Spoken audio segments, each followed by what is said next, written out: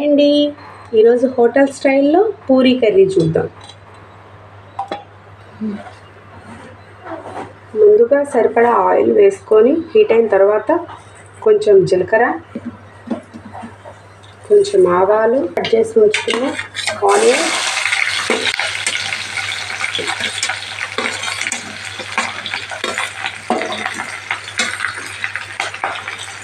Carrot,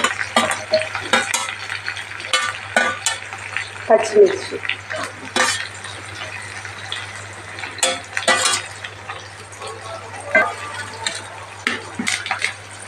కరివేపాకు, కొంచెం పసుపు. ఒకసారి అన్నీ కలిసేలా కలుపుదాం.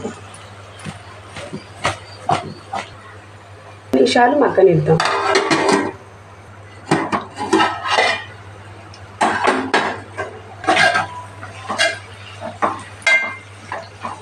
ఒక 5 నిమిషాలు మగ్గనిద్దాం. ముందుగా ఒక 2 ఆలుగడ్డలు ఉడికించి తొక్కదీసి ముక్కలుగా కట్ చేసి ఉంచానండి. అవి వేద్దాం.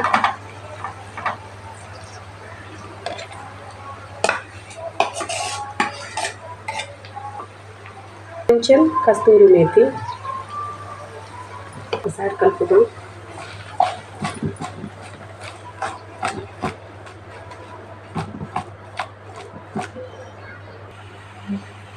ఇప్పుడు ఒక గ్లాస్ వాటర్ వేసుకుందాం. వీటికి ఒకటే గుర్తండి, ఈ ముక్కలు మునిగేలాగా వాటర్ వేయాలి. పూరీ కర్రీకి ఇంత వాటర్ పడుతుంది. ముందుగా కట్ చేసి ఉంచిన కొత్తిమీర వేద్దాము.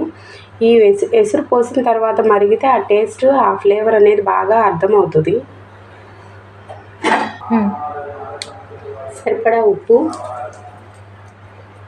మరి మొత్తం కలదిప్పి ఒక పావు గంట ఉడకనిద్దాం.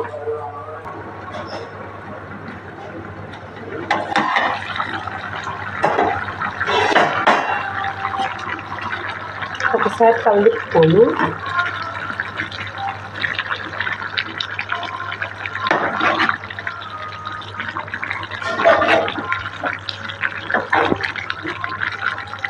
ఒక 10 నిమిషాలు ఉడకనిద్దాం.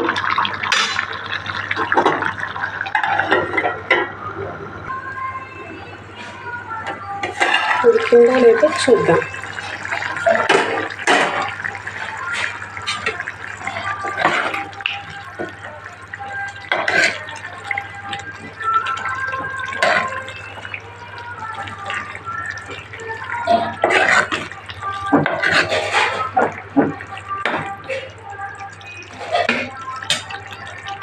ఉడికించేటప్పుడు ఎసర్లో వేసాం కదా కొత్తిమీర, ఆ ఫ్లేవర్ అనేది బాగా వస్తుంది.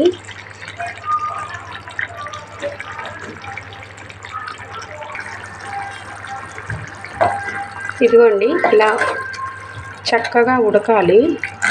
ముందుగా మనం ఉప్పు వేసాం కదా, ఒకసారి సరిపోయిందో లేదో చెక్ చేసుకోండి.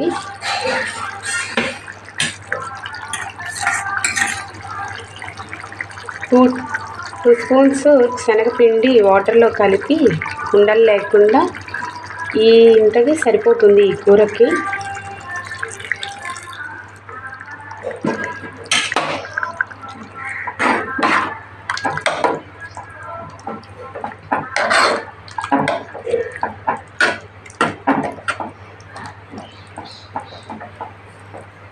టూ స్పూన్సే సరిపోతుంది అని అన్ని కర్రీస్కి అలా చేయకండి.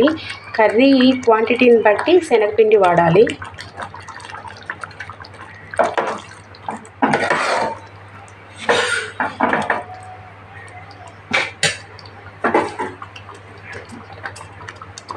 శనగపిండి కలిపి వేసాం కదా, ఆ పచ్చివాసన పోయేదాకా ఒక 5 నిమిషాలు మగ్గిద్దాం.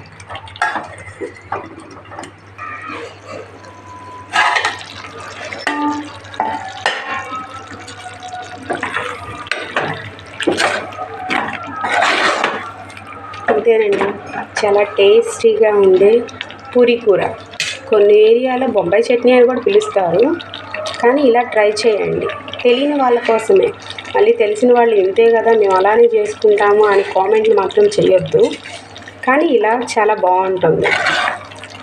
ట్రై చేయండి ఒకసారి.